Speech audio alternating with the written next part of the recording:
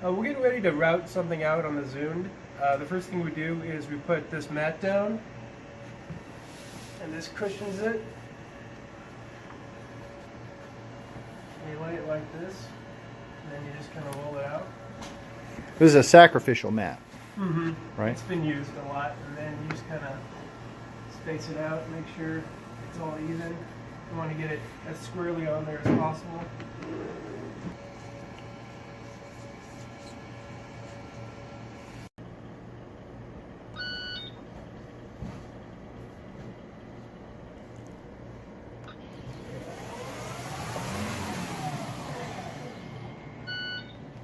We need to disconnect these three pieces.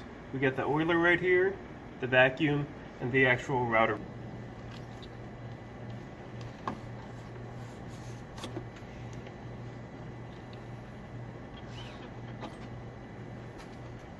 Next thing I'm going to do is I'm going to use these two wrenches to undo the collar.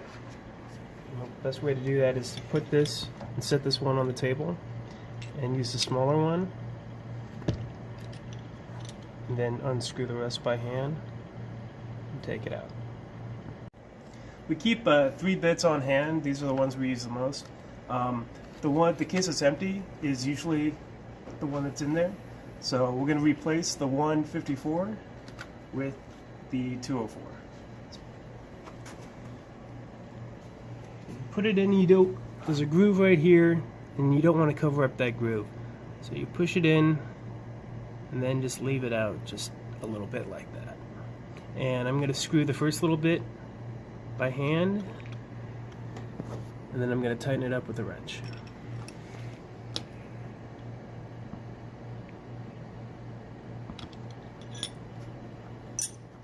Put all the pieces back now. I'm going to start off with the router bit. It's the heaviest, and you don't want to get these wires tangled. So that goes in first. And you tighten it.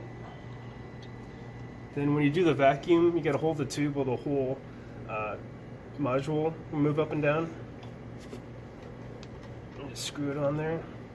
And then It's a friction fit, yes. Right? Yeah. And you give it a little tug and make sure it's in there. The next step, it's very important to initialize the machine. We got to initialize the bit and make sure it knows the depth on how far it can go.